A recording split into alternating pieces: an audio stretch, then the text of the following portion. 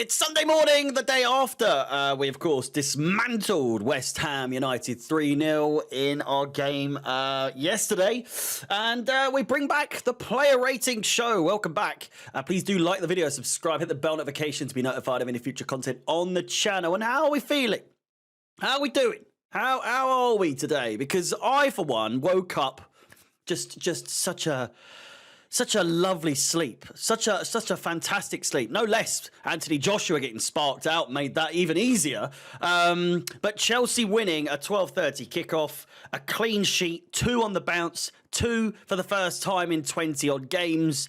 It was a good day. It was a very, very good day. But as I digress. I go into the ratings here. And we are going to start off with Sanchez, and this is where we start off. This is where we mean to go on with these ratings, because in the past it has been known that I would either rate very low or very high, depending on the result. But just because we won doesn't necessarily mean that everyone's going to get a huge number. With that said, you're probably then thinking, oh, how has he got that then? A 7 for Mr. Robert Sanchez. And I think that comes down to the fact that he is, once again, on the end of a clean sheet. He's now got back-to-back clean sheets. I would say some shaky moments. You could argue a 6, maybe a 6.5, but I do think that Sanchez is beginning to showcase better talents. I don't know. I'm kind of leaning towards a 6 now, you know. I really am leaning more towards a 6, because there's certain people here that I'm thinking they're not going to get a 7, but if Sanchez has got a 7, then surely he's got a 7. Surely, you know, so and so could get a 7. But yeah, an overall very good performance from him for his standards. I would like to see him continue to improve. I would like to see him continue to work on his distribution out from the back, because let's be honest, that's definitely got to be one of his weakest points. He nearly gave away a penalty when I think it might have been Bowen. I can't remember who it was. No, it's Kudus. It was Kudus, because I was saying, why didn't Kudus go down? It would have been a penalty. There was contact for sure.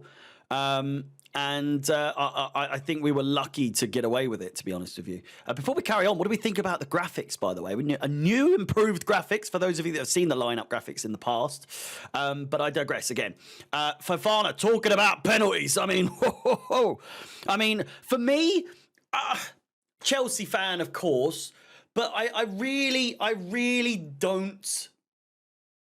I don't understand this idea that it's, what is it, elongated contact or continued contact. For one, I just want to get it out there, performance-wise, don't think it was one of his best games. He got booked. I don't think we will see many worse games than we did today, but then he was starting at right back, not necessarily what we would have expected from him as a natural centre back. And let's be honest, the Colwill Fofana, they're trying to get that to work. They're getting used to that. So to then drop him into right back, it was always going to be a little bit dicey. I thought that Emerson was getting really, you know, and Somerville the better of him at times, and was just drawn into silly fouls all the time, and also Colwill having to make up for his lack of defending, shall we say.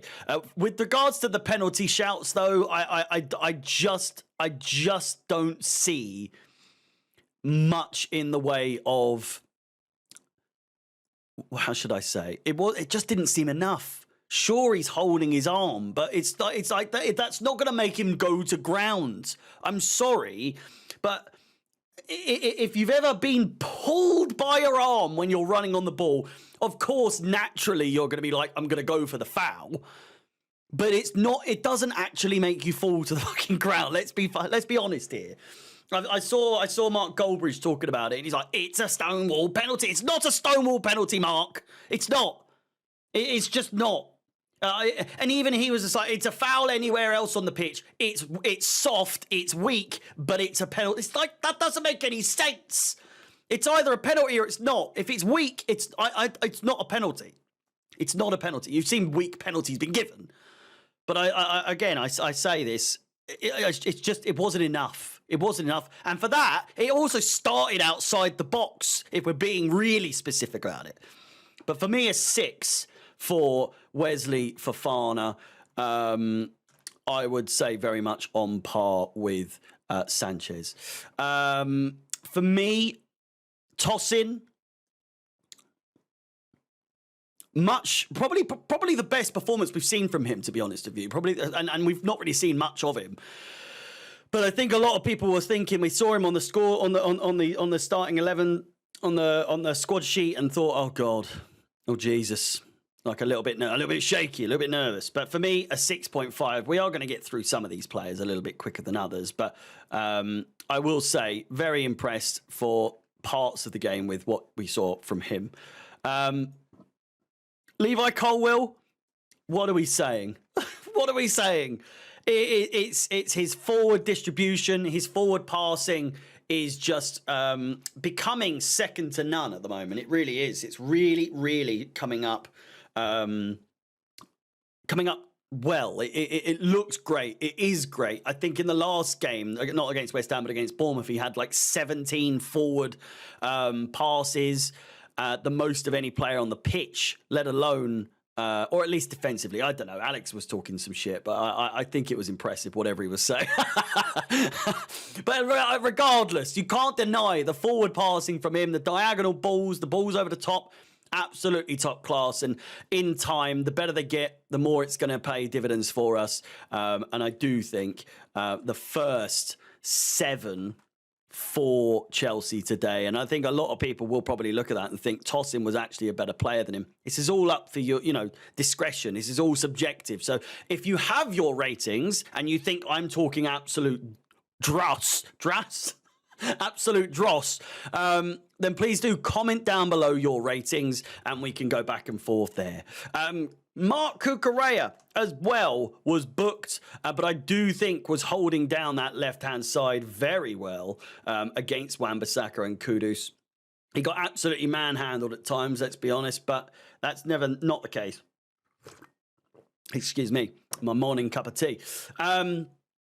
Really not much to discredit or to say negatively about him. I thought it was a very Cucurella performance. Could have gone without the booking.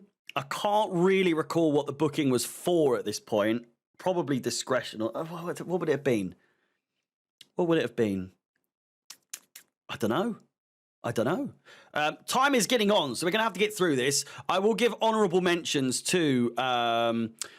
I would say Neto. I thought Disasi wasn't terrible. And, of course, Christopher Nkunku, João Felix, Dewsbury Hall. Dewsbury Hall is a little bit of a lost cause at the moment. Caicedo. We're already leaning into man of the match territory here. I'm not going to go anything crazy. I really am not going to go anything crazy, but I'm going to go an 8.5 because he's leaps and bounds above the rest in performances today.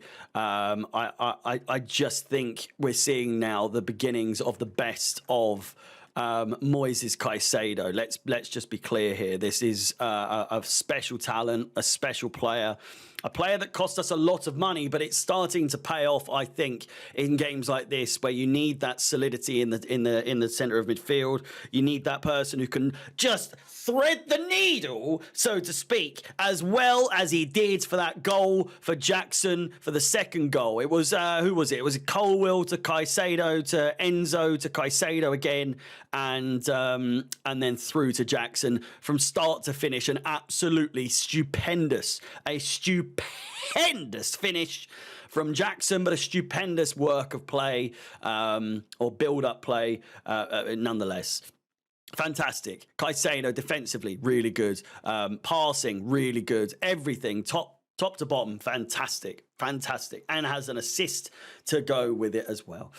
Enzo Fernandez still on that sort of, I don't really understand at the moment what it is that we're supposed to be in awe of, because I don't know. He's just not doing it for me. He really isn't. I don't know if I'm being harsh, but I want to love him. I want to love him. Don't get me wrong, but it's night and day, I think, between him and Caicedo. And I know they're somewhat different players in their, respectively, but he's just. First of all, he's not a captain. He's just not, for Chelsea anyway, he's just not a captain, especially when you're playing right in front of the geezer behind him. I just don't understand how on earth he is the man that we go with for captaincy when Reece James is out and all the other geezers as well, but it's for me a 6 point, maybe even a 6. It might be a 6. I'm going to go with a 6. I'm going to be quite harsh, I think. But we've seen better. I'm sure we've seen worse from him, but it's just there's nothing to really sing his praises about. Let's be honest. I just don't enjoy watching him play. I just don't. I don't get excited to watch him play. It's not that I don't enjoy watching him play. I just don't get, when I see him on the team sheet, I'm like, okay, cool, yeah, it's inevitable. But I'm not like, I can't wait to watch some Enzo ball today. Fuck me. Maresca, maybe. Not so much Fernandes.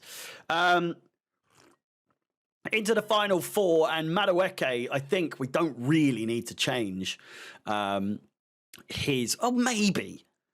Maybe. Well, I don't know.